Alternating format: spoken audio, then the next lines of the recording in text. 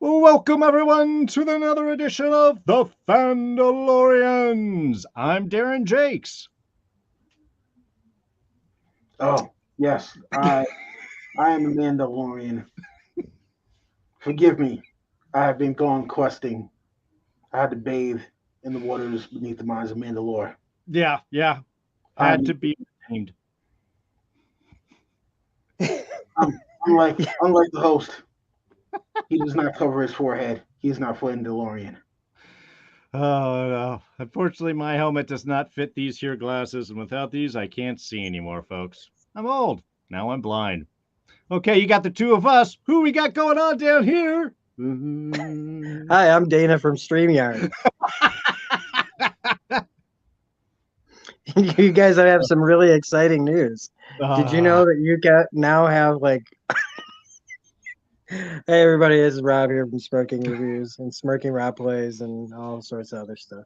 Obviously, you can tell we are very excited to be all together here tonight. Super excited. An interesting episode to dive into this week as well. So, let's kick things off with Mr. Don. Don, we haven't seen you for a little bit. You are now redeemed.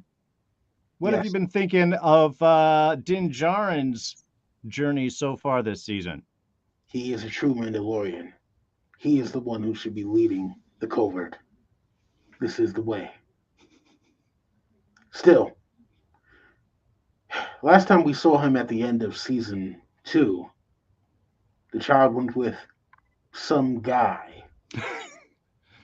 And now, all of a sudden, he has a new ship and the child is with him again.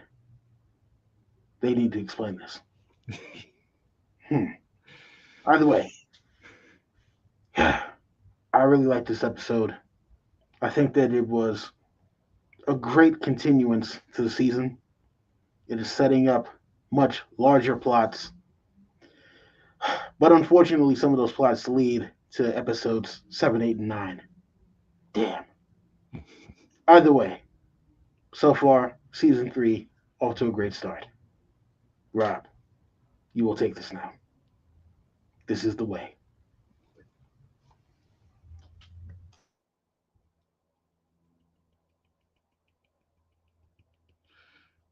Gotta get the sound. Rob, you're on mute. Yeah. There you So I just wanted to know if he had all that written down in his like helmet. Um like is it like laser? Like is it like a computer screen in there? A true fan Um does not need a heads up display. well no, I mean but like what we'd really like to know is what you thought of like the first two episodes. So, I'm still wondering how the child came to be back with Din Djarin. And why, oh why, is Paz Vizsla such a hater? You lost go. the dark saber fair and square. Din Djarin is the Mandalore. So, Bo-Katan, go cry in your castle. Why did you not tell them about the mythical Mythosaur? Very, very, very bad form, Bo-Katan. You will not beat Din Djarin to become Mandalore of all Mandalorians. This is the way. This is the way. All right, Rob, give us the way of this week's episode. Oh boy, oh boy. Uh I mean everybody that I talk to say they really like it. And I'm gonna I just kind of feel like I wasted a lot of time on this episode. This was a long, like one of their longest episodes, and I feel like um, for me it could have been about 10 minutes long, and then that was about all I needed. Sure. Um, but they decided to make it 50 minutes or long or so, and I just like there's technically nothing wrong with this episode. I just would like to. I need you guys to explain to me why they decided to do how they did it because it's there's technically and acting and everything else wise, there's just nothing wrong with what I was being shown. It's just I didn't really. Well, first off, I knew we can get all into this better. As you can tell, my feelings are complicated, so I'll Sure. just bounce it to you before we get into the weeds on this. Well, and I think that that's definitely something that we will dive into a little bit more. I mean, okay, so it was kind of like what, a side story sandwich in this. We get a little book ending of Mando, and then we get a Pershing center. Oh, Um, Look, I really enjoyed the Bo Din team up. I like the two of these characters together. I'm really interested to see going forward with that. There was a great, the aerial fight was great down on the planet. That was cool.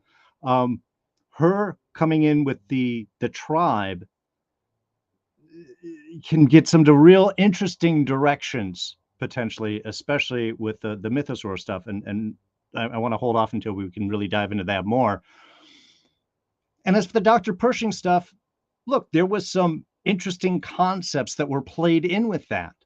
I think the biggest problem was really is that this is just a weird setup for this show.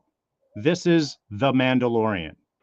Every episode has been The Mandalorian. We don't really do other people's stories in this. We may veer away for a half second, but that's about it. Um, this is your typical A-B story arc. It's just that usually you have them done in little sections so you don't feel like you're missing out. You get that little bounce back and forth between main story and sub story. This, they just did like one chunk, then all of it, and then the next chunk. So I think that made it feel really weird. Um, and by veering away from the standard setup, I think the biggest problem is it sort of reminds us of Book of Boba Fett, which just sort of left that story and went off and did another. And I don't really think we need to bring up Book of Boba Fett in any way, shape, or form in the future. So yeah, again, just kind of an interesting way of doing it. But I have to agree, while there were some really cool stuff brought in with the Pershing bit, I don't know if it needed to be that long. I don't know if Andor did a lot of that better. And we just saw that. And I don't know if it's really, I don't know if it's really grabbing and moving the story forward in the same type of way. But let's get in. Do you guys want to talk Mando, Bo-Katan stuff first, or do you want to talk the Pershing stuff with? Which do you want to dive into first, and or which do you want to get out of the way first? Just do the Mando stuff because it was so. There's not much to it. I'm sorry, do the okay. All right. So all right. Well, let's get into the Bo-Katan and Mando stuff. We pretty much take off from last week. Din about to raise consciousness. Bo just staring off the cave. Is this big thing's going to come out of the water? What the hell? And that's something that's kind of, she's quiet about through the whole episode. Doesn't tell anyone, which to me makes a lot of sense in some ways. I think, obviously, she was making fun of the old ways in last episode. And now she's got the living, breathing old ways staring at her in the face. She's got Din, who is just a devout believer, yet she has also led the planet, lost the planet. It got glass. She lost the dark saber. I don't know, man. Maybe this is something smart for her to just be like, am I crazy or what? But what did you think about this, Don? What did you think about our Mythosaur and Bo-Katan a little bit, and where you think she's going with that? So look, at the end of the day, Bo-Katan comes from a place of having power and having lost it, and people who have tasted power often are very, very hesitant to give up their grip on it. And thinking about it, right? So here she is. She has lost everything, literally everything, even down. The last thing she had was her home, now gone. what I think she was thinking in her head before all of this, when she saw that mythosaur, was, man, you know what? Everything is gone, but this, the little symbol of our planet and our people, is actually alive. I don't necessarily need the dark saber because if I can tame that thing, I'm as great as the first Mandalore.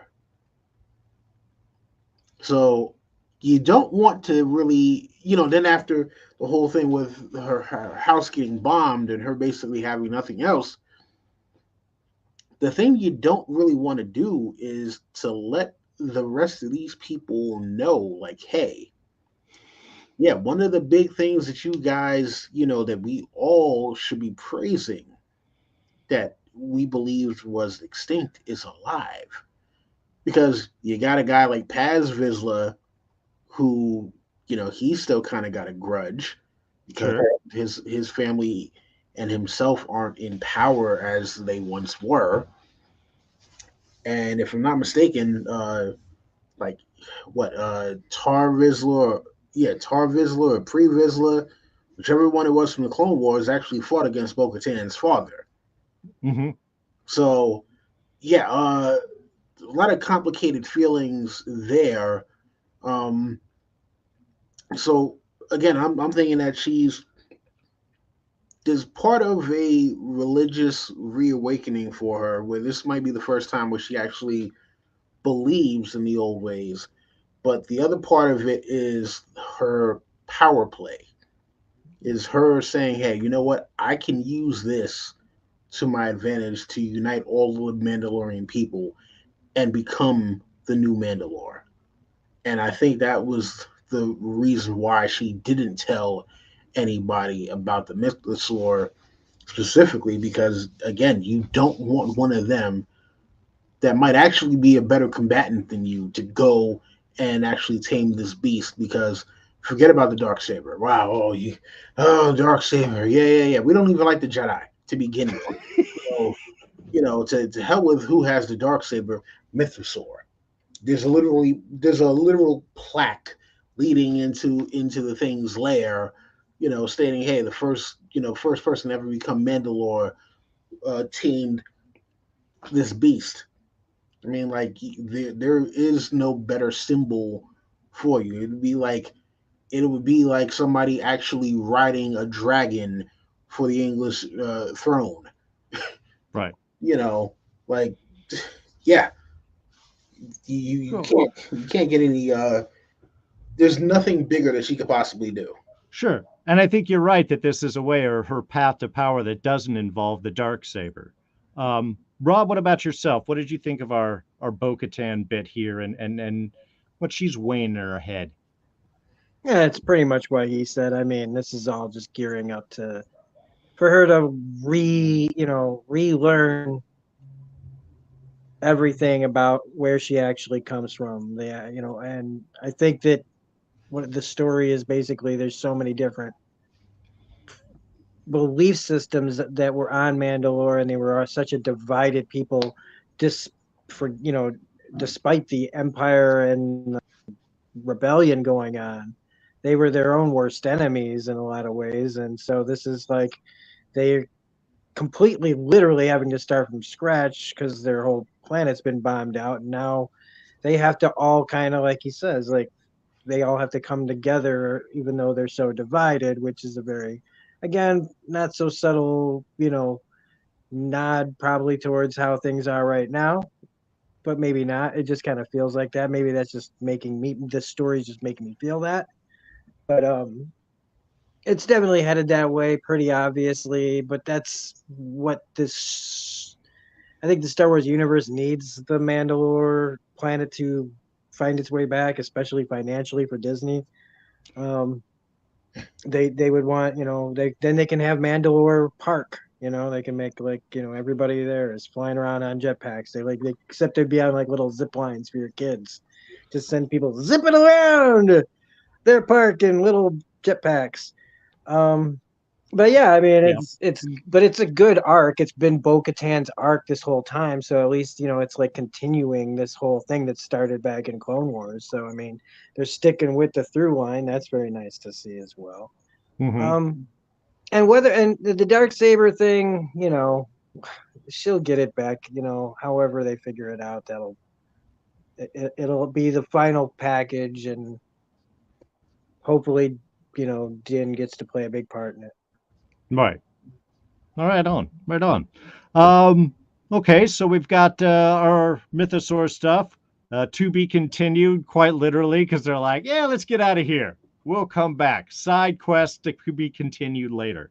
Um, does get a little bit of a surprise trying to head back home, and that is comes in the first of a squadron of TIE interceptors with a nice little aerial battle and the sad destruction of her castle.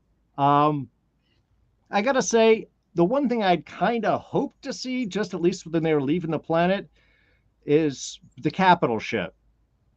Okay, Star Wars nerd, TIEs don't have hyperdrives. They need a capital ship in order to go in system. Some versions do, yes, I know, but not these particular ones.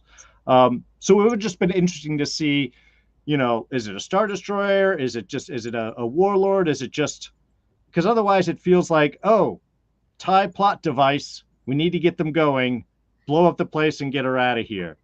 Also, she has no air defenses. Shame on you. She's just, otherwise, she'd just be sitting on her throne and blown up at this point. Din saved her life, and she saved his. It's a great all around.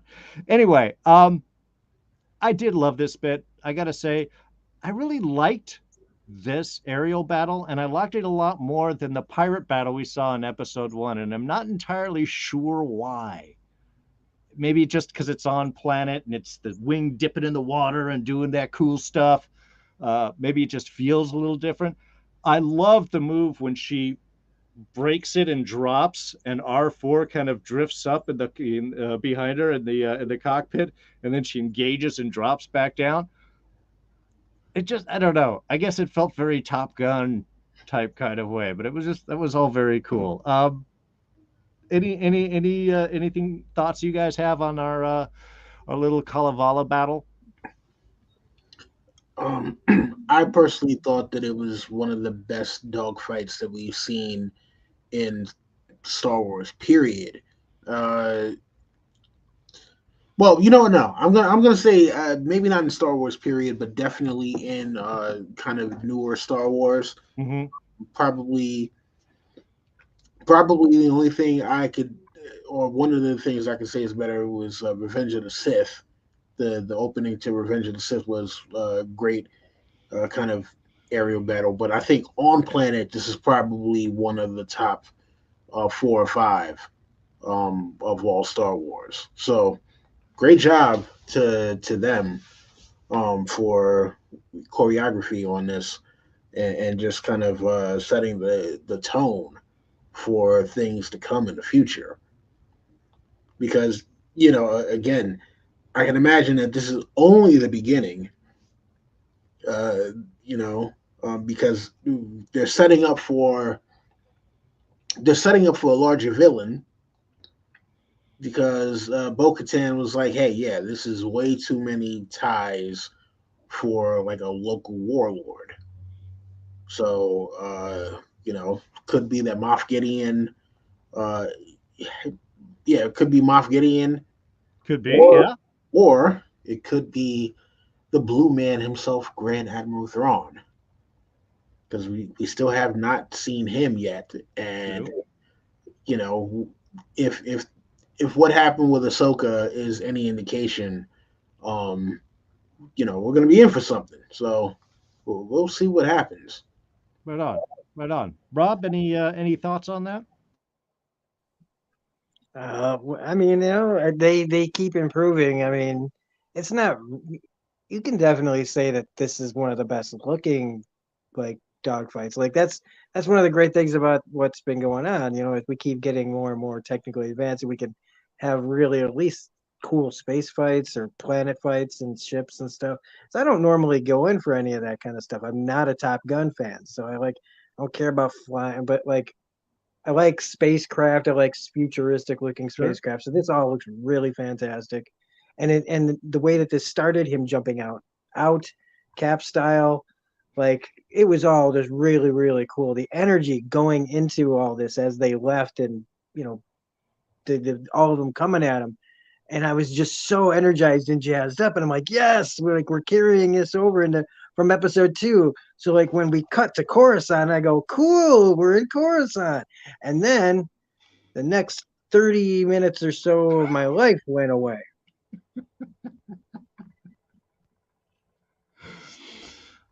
We will take a little bit more of your life going into that, but maybe not too much. Maybe not too much. You're right. I hadn't thought about Thrawn.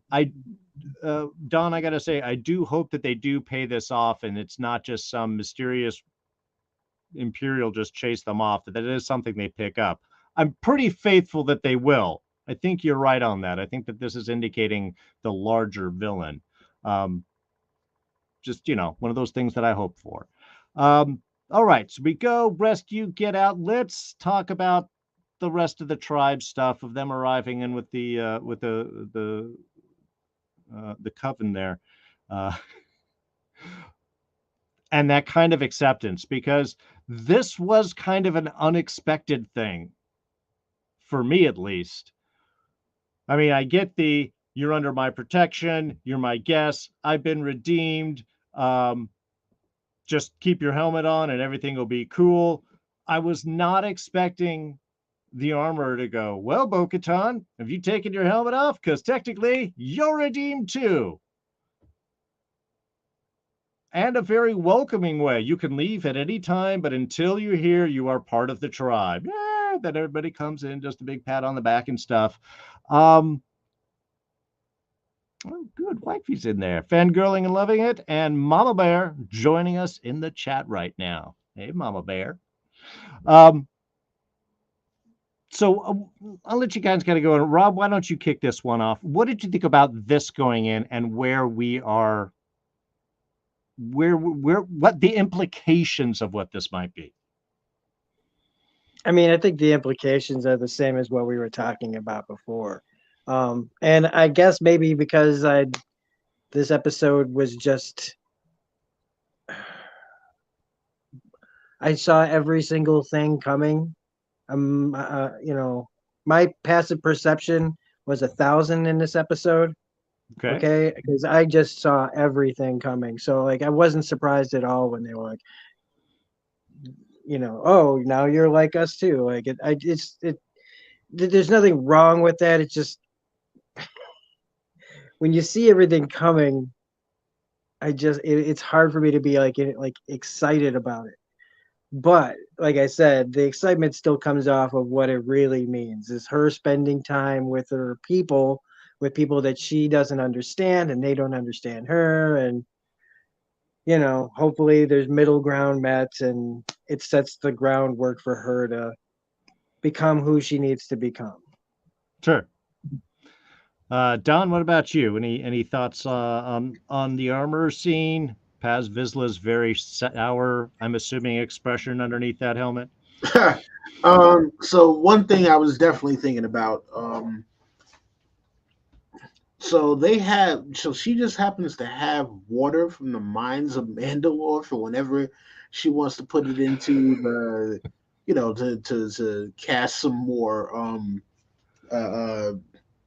Damn it, Look, the armor is prepared for everything. I think we've seen that. Apparently, like, yes, yeah, I can tell these are living waters. This is the same stuff I had before. Look, yeah, got a few gallons of it sitting right back there. Like, wait. Okay, because I think she stole that from Galadriel. There it comes, Galadriel. Because we did see her put the waters into like we saw her pour a vial of that water into another cauldron at some point when she was casting the young kid's helmet a couple episodes ago. So that's not surprising about that part, but it's just like, wait, so you just happen to have this water around? Like where you just been keeping this? Because think about it, right? How much armor has she sculpted over the years? Well, And I don't remember if she had poured. I mean, I know that she was cooling it, so I don't know if it was this particular water for the helmet. It would be interesting if there was, and that's part of how she bathed, each piece of armor, kind of like some sort of blessing thing. I hadn't thought about that. I figured it was just some little bin with the magical stuff that detects the water thing. I kind of like your idea. Kind of like actually works with them more. yeah, because I'm like, okay. Oh, this is the same thing that happened last time she poured this stuff into the water, and then she went and was using that when she was forging the Beskar helmet. And I'm like, but wait. So like when I was thinking, I was like, wait, hold on. So does she have like just like a shipload of this stuff for whenever she's making Beskar armor? Because I'm like, wait, hold on. What? I saw her do that last time when she forged the helmet for the kid.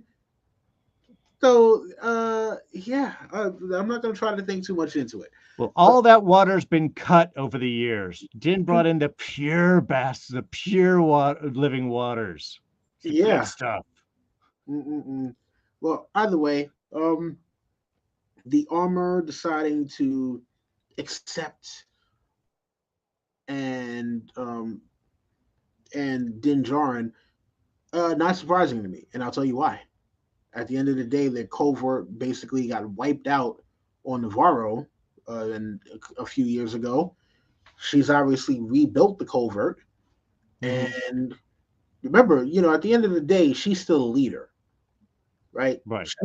She wants all Mandalorians to follow the true way. So hey, you know what?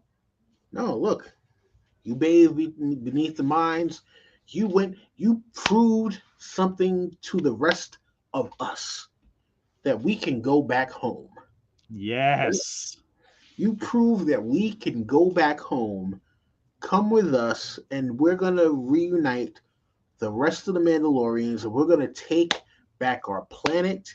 Who cares if it's glass? We can rebuild, but hey, at least we have each other, and we can go home. And I think that is the reason why she accepted Bo-Katan with open arms.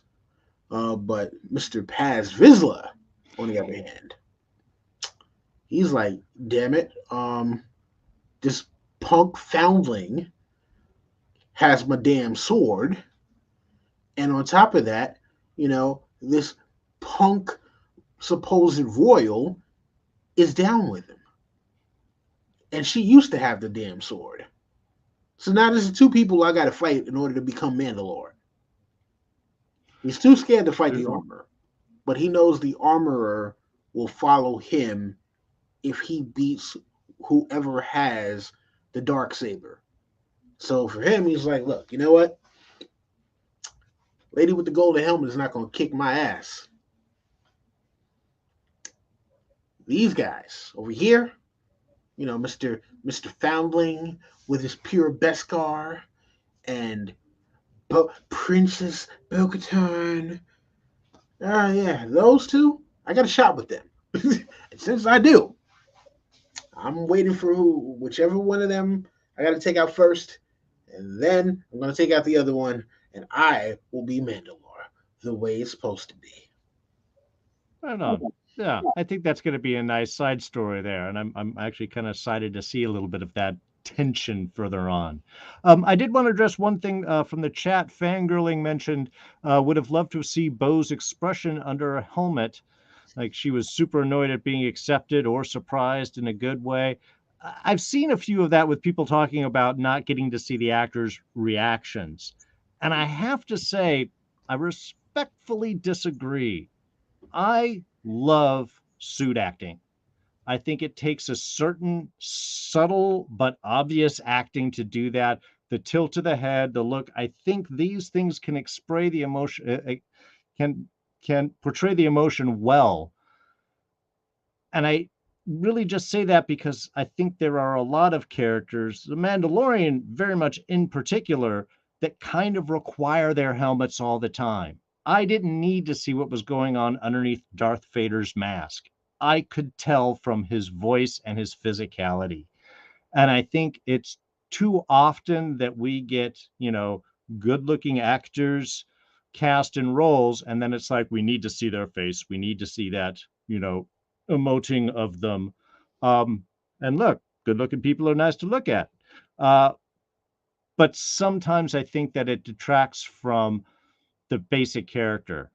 And I will just throw this out personally. Doctor Doom, never want to see his face. Maybe one scene, talking to Janet Van Dyne or something, or whoever's going to sort of connect with him in some bit, or one little flashback moment. But otherwise, that is somebody that has to have their mask on the whole time. And I love Bo-Katan's look in this. I love that night owl helmet. And I just love her physicality and all this stuff where she turns and holds and just tilts her head. And it says so much to me. I want to see more.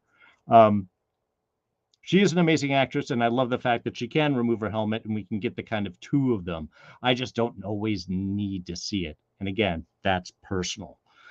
All right, let's get into Coruscant, because this may have been a lot of time spent to portray a very small story arc. I don't know how either of you think about it.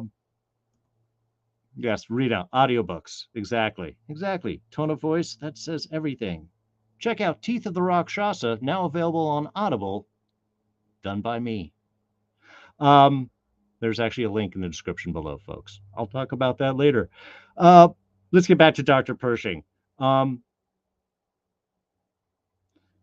me, the biggest thing that this sort of portrayed is the New Republic's not much different from the Empire. And its basic understandings, its basic operations, it's just the veneer it's put over it. Some of that can be extended maybe to our politics as well. But we have the rich who aren't fighting in the Empire's wars and not fighting in the New Republic wars. They wouldn't know what to do with it. That's right off the top. At the end, they're using the same torture device, just on a lower setting, for a little massage for the brain, just to sort of pick you up in the morning. But there's no trial. There was no understanding this could be a solution. This was all just basically grabbed up, framed, and thrown in a thing with mild justification. There's not a big difference between the New Republic and the Empire, except the veneer that it tries to put over it.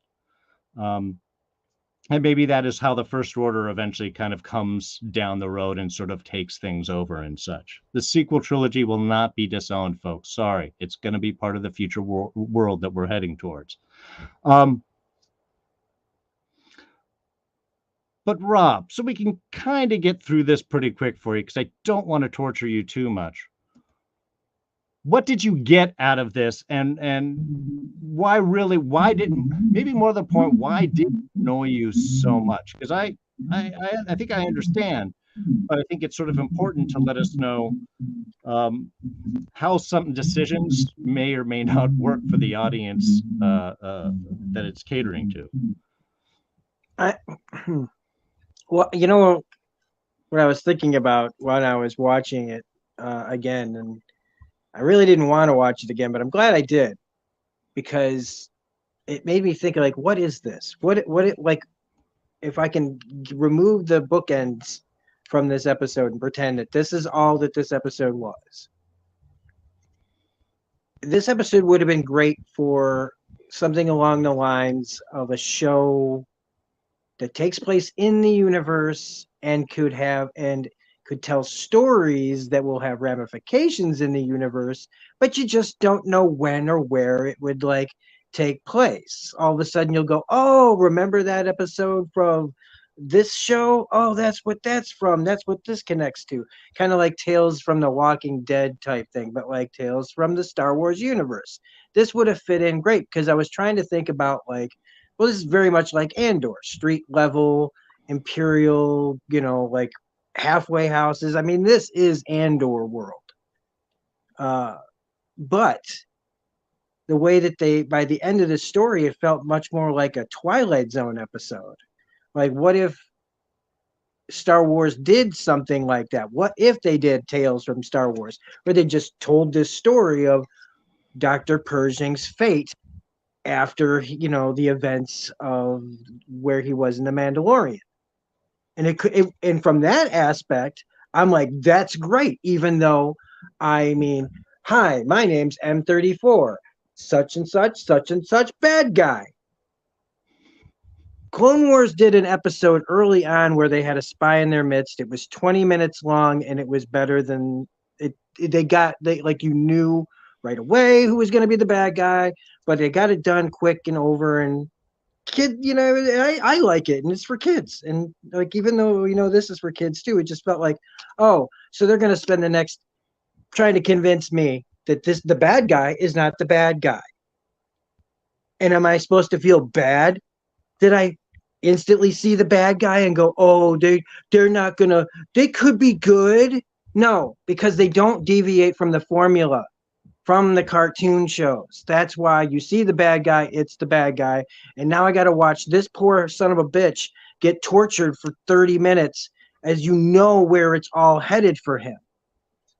Now, if you're looking at that, that's looking at it from watching an episode of The Mandalorian for me. Now, look, like I said, if I look at it like I'm watching the Tales from Star Wars Twilight Zone universe, it was fantastic. But also, again, we bring up the show that we don't want to bring up. But the problem is, if they keep doing things that make us think about that thing that we don't want to bring up, well, we wouldn't have to. So first we talked about how cheap it all looked and how theme parkish it all looked, and who was this for? For people who drop in on season 3 and go, oh, I'll check it out from here. And now we have them doing the same thing that that the Mandalorian did to the Book of Boba Fett. Like, they're trying out some new idea. And I wouldn't be surprised if within the next year or so you get an announcement for Tales from Star Wars. They could call it anything they want. Tales from Mos Eisley, where it's just two guys talking in a bar going, oh, one time we want to hear this story. I'll tell you this story that'll get you, like, you're going to owe me a bunch of drinks. And, just like characters in Mos Eisley telling messed up stories from the Star Wars universe. I almost guarantee it's what's going to happen. So, like I said, one level, I think it's great. On another level, I'm like, why are you doing this? Other than because you could have told this story very quickly. Yeah. But they really wanted to hammer home, like, ooh, we can also be dark. And I did applaud that, because I was like, okay. But it's how they presented it, and these problems with the show's identity again popping up. Like, do we not have enough story in the Mandalorian plot? Is it because people's schedules are crazy that we have to put in actors that are more available and make their, flesh out their story to, like, how the hell do we actually have bloated episodes that have hardly anything happen? We complain about the length of these episodes, and then when they give us a big, long, lengthy episode, there was no reason for it to be that long. It just doesn't make sense. It was like, you look at the runtime and you watch how this episode starts and you go, if this is how it starts, can you imagine how it could end? We could get the mythosaur in this episode. But we get is stuff that we've seen a million times before and done better. My favorite part actually in this whole thing was like when he was meeting all the rich people and the Coruscants and the calamari and like, I liked all that because it was just so like, like, look at all of us. The rest of it, like, some of those scenes were straight out of Andor with the guy in the cubicle. We had 2 of those scenes in here. Who I really liked, though, was M34. I kept wanting to remember who that actor was that played the original guy that introduced himself at the halfway house, which is what I'm going to call it. So that in a nutshell is how I feel about this whole section. I don't think anybody did a bad job acting. I don't think it looked bad. I think everything about it was told great, but it doesn't belong here. and not in this form. Story-wise and character-wise, it just doesn't fit in this story we're telling. I know they're trying to set up that maybe Moff Gideon is still here. Whoa, but we don't even get to see him. Or we don't even get to like a shadow or a voice or a hologram. We couldn't do a freaking hologram in Star Wars to show some shadowy figure that's behind it all. They love doing that crap. So that makes me again question, well, what are we really doing? Where are we really going? What is the story we're going to be having? Because now we've only got like 5 episodes left. Right. And I swear, dude, if we end up going to Tatooine to help Boba Fett before the end of this season. Don't say that. Don't. All right. Don't. Look, no. man, maybe I'm just messed up a little bit today because Lance Reddick died, but I'm sorry, but like, and it's like, as you can tell, I'm passionate about this. I'm not really even dissing it because I'm saying that it's all great. It just doesn't. I feel like I'm in a room, like when we all talk and we get like this, I feel like we're trying to like, we're in a separate room and in the next room over is the writer's room and the producer's room. And we're just like, look, man, we got to come up with answers for these guys. So we need to like get this so we can go in there and tell them, knock it off with this. By the way, I would watch the shit out of a Tales of Star Wars film. To have little one-offs like that, yeah, I think that would be awesome. I would love that.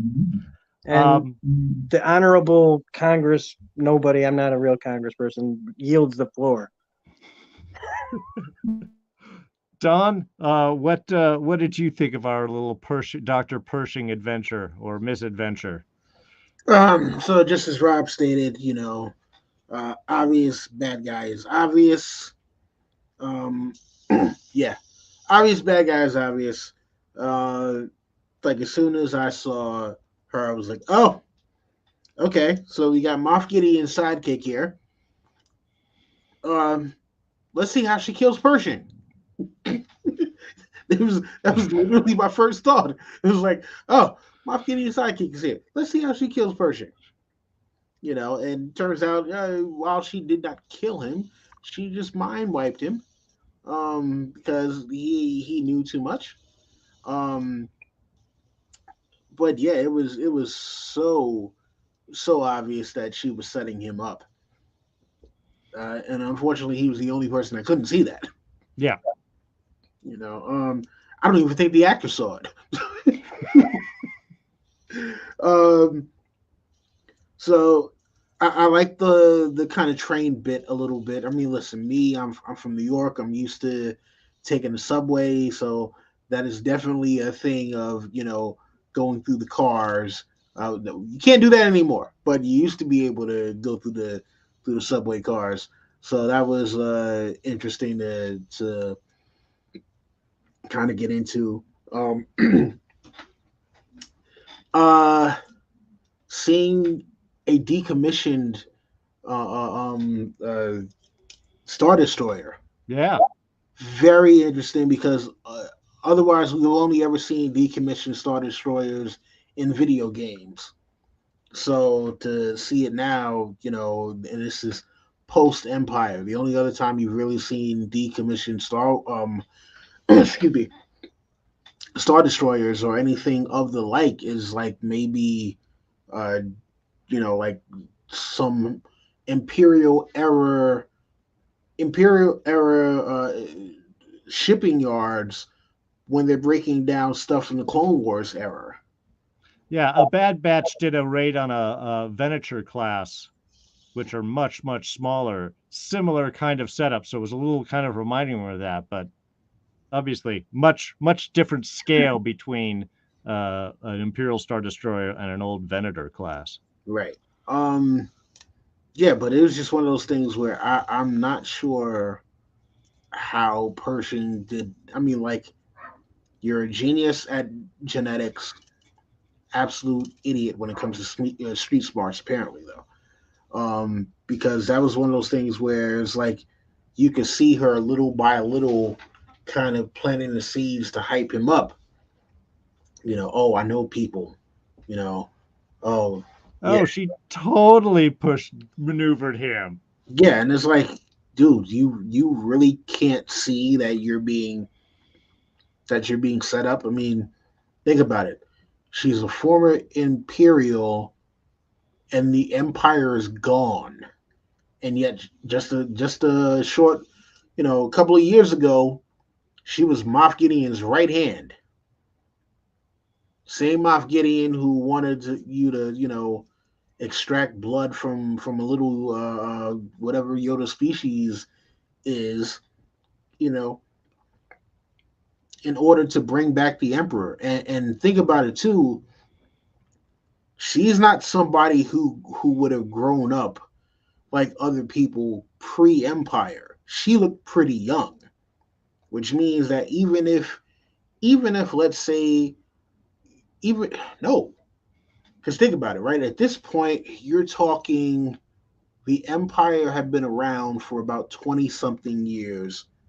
So you're talking about if she's in her even her early 30s, even if she's in her early or mid 30s, she's not going to remember the Republic. Right, not at all. Not at all. She's only going to remember the Empire. And she was an Imperial officer. Empire is gone, and she's still working for Moff Gideon. And here it is at this point. It's been what probably nearly 10 years since the Battle of Jakku. So yeah, in fact, yeah, even if she's in her early 30s at this point, no, she was already born into the Empire. There's no way that me as someone who used to work for the Empire, even given amnesty, if I see another Imperial, my first thing I'm thinking is, this person grew up in that old life. There's no way that they converted to this. Well, I mean, yeah, I think we know that, and especially because they give us the previously on, we get to remember seeing her there and knowing that she has that connection. I mean, I think to me this is kind of weird because we obviously have like little references to the old Operation Paperclip, where we had German scientists brought over to the U.S. or the other allied countries and able to reintegrate into them, and it kind of makes sense that you would want to do this. You have ex-Imperials. It's going to be a huge part of the population, like you said, Don. It's been around for a lot of people's whole lives, or at least long enough that they don't remember much anything else. You want to have kind of a way to can we bring them back? Can they work for us? Were they just drafted? Were they just following orders basically, or from separate from the true believers, which is I think what this does. But it is really well. I mean, the Reintegration Institute. I don't know. I'm thinking GLaDOS here with Portal. It's the Enrichment Center. Yeah, it's the Enrichment Center, and then set it off to the Amnesty Program and Amnesty Housing. It just sounds so funny to me. And like I said, all that stuff in the episode is fantastic. I mean, if this was seeing this side of it, of what do you do with all these people that are left behind. Yeah, I mean, it's very interesting. And even some of her manipulation about like sowing the seeds of like what you can and can't do in the Republic, and if your skill is for something that's not allowed, what are you supposed to do with all that? I mean, there are interesting questions in here. Yeah, just they didn't need to be in this show. Well, I also enjoy the fact that they gave them all like number designations, which is like what the clones were called, what the stormtroopers were all called. And hi, I'm Amnesty Scientist L52 or whatever the heck it was. It just makes things feel very much. Rob, your mic's doing the thing again. I don't even have the earbuds in. Okay, then I don't know what's going on. This is weird. Anyway, there was some very cool stuff that was going on. We did get some hints at Gideon. They talked about a rumor of him escaping or that he was just thrown into the mind flare, which is what we see Pershing being submitted to later on. Cara Dune had a fear of being captured by the Imperials and tossed in a mind flayer. I think that was back in season 1. It was the first time we heard of this particular device. Um, I wonder if it has like any relation to the sound squid things that Andor did for torture. If this might be like a developed version of that. I don't know. When I say mind flayer, I think of like the squid heads from D&D. So I think these were kind of squiddish people. There was also something in Rogue One. Wasn't Saw Gerrera have like some big creature that would be able to go into mine? So exactly. So that was cool. See, we got glow pops. Everybody wants glow pops now. You're gonna see them at Galaxy's Edge very soon, I'm sure. I did love the Star Destroyer. I don't know. I didn't feel like they really got the scale right. I didn't think of something like a couple kilometers long that you're walking into there. Maybe I'm thinking too big in my head for what Star Destroyers are. You just always see them in ships and stuff, but I don't know. I was always envisioning something more huge. Oh, and of course, when the scientist, when the Mon Calamari scientist was putting him in the machine, and he's like, "No, no, it was a trap."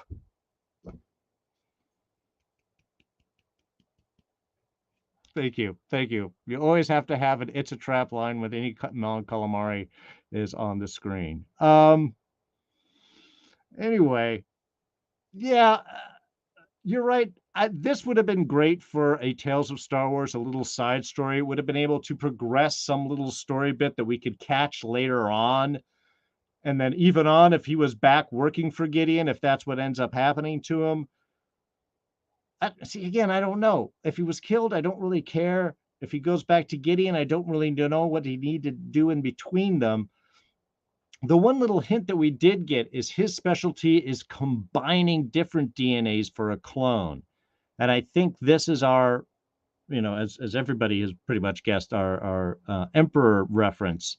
But I think the key was to blend his DNA with Grogu's, because Grogu's species has the highest natural count of midichlorians. God, I hate even saying all of this. And as an amphibian, he could probably regrow limbs with their.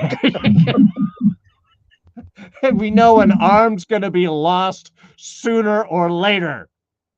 It's the requisite of any Star Wars show. But I thought that was kind of a cool thing at just sort of hinting in at that. But yeah, is he dead? Is he just get his mind wiped? They talked about imperial conditioning. What the hell is that even? I don't know. Like I said, it is a little extreme. I did love the fact that she eats the fucking biscuit at the end. She's like, I'm killing him, and now the biscuits I got, because I love these things. You're right, Rob. It was the darkness in that edge that would have been great for a little sideshow of one-offs, where you could bring all these little elements that might contribute to a story or might not. I don't know. We'll have to wait to see if we. Well, like there's a million ideas out there, but not all of them have to become movies or whole shows. You know what I mean? It's kind of like how I feel about like Jordan Peele stuff. Like Jordan Peele has these amazing ideas, but I don't think they all need to be movie length. You know what I mean? They like a lot of times you just need 20 minutes, 30 minutes to tell a story, to come, to convey an idea. And that doesn't mean that idea can't spring something bigger. But like that's all this really needed to be, was something like that. And people go, like, look who's gonna be in this season of Tales of Star Wars. All of a sudden you see, oh, that guy's gonna be in this one. That character, wow, I'll watch one with him. Oh, and actually, I did have one other thought to toss out to you guys. Why the whole framing bit? Was it just to make him look bad in the eyes of the New Republic, so they maybe didn't pay attention to him? Was it just a way to take him out? First, it was weird that she was even working with that division anyway. but I don't think she was learning anything from him because he was just grabbing equipment and he knows what to do with things. If you have a box full of test tubes and medical measuring equipment, I don't think that they can get anything out of that. So that was sort of the one thing that I thought was odd about taking him out or wiping his brain or whatever, because I thought they might need his info. Wouldn't it be better to try and convert him over? And is that what the machine's actually doing? Don? Yeah, honestly speaking, didn't think of it in that regard. I honestly just thought it was like, okay, he knows too much about what we're actually trying to do. He's got to go. Well, that's is a simpler way. Yeah. It's like, hey, yeah, you basically lobotomize him. If they're like, hey, what happened? Hey, he was a weak-minded Imperial. Even trying to reprogram him just broke his brain. Sorry.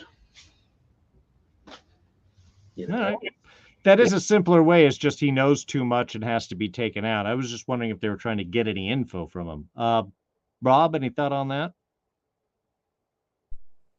I guess I'm a little confused then about like what the actual end goal of what she was trying to do was. I mean, I assumed that this all had to do with the information that he needed, they needed, and he's just being pushed out of the way, like permanently, because they don't want to have anybody knowing that somebody's looking into this still. Like it's just, it's literally like a cleaner coming in and like just everybody, or like at the end, in Goodfellas, everybody that was in on the job all ends up kind of finding themselves in mysterious accidents. Sure. Well, that's it. I mean, that's why the only answer is why the big subdiversion? Why not just an accident? Oh, he drank the wrong tea. Hey, he fell in front of a train. Whoops. That was the only kind of weird thing that I was like, is there any continuance? And also, again, if it's a one-off and it doesn't really relay anything else that we need, why do it? If it does continue, which I would assume that it would in some way come back, is he can't be dead then, but or wiped or whatever. So anyway, that was the only kind of confusing bit. While it was cool, and like you said, it would have been great as a one-off. If it does continue, I'm not really sure how that happens. And I'd rather see more Mando story than Dr. Pershing, personally. But or just expand the season, give us more episodes. Then it's fine. Then I got no problem. All right. Well, I think that kind of covers everything. Any final thoughts before we get out of here? Well, we were talking about where does she get all that water from? Well, if they're anything like we are, we have Evian bottles of that we carry everywhere, and it's naive spelled backwards. So I figured they'd be walking around with Aeroladnab, which is Mandalore spelled backwards. Just bottles of the shit with a helmet cap. And also, at the end of all of this Mandalorian stuff, when she's like crowned queen or whatever, she's gonna take her helmet off, and then everyone else is gonna take their helmets off too. Hey, if she beats the mythosaur and becomes the new boss, she gets to determine what the way is, right? And they're all gonna be like, all ways. So you can choose to take your helmet off, or maybe not everyone, but maybe like some people will start to take their helmets off in some sort of like solidarity. That's where I see it. The big like near end, big wide shot of everybody, kneeling. with helmets, without helmets, 2 helmets, Yeah. go crazy. Don, what about you? What do you think? Any final bits? Um, yeah. So look, I think this season has started off pretty strong, but yes, this was a bit jarring. Kind of like when we got a whole Mando episode during Book of Boba Fett, because it was just like, all right, I know this is going to relate to the story later, but you kind of just literally broke the format here.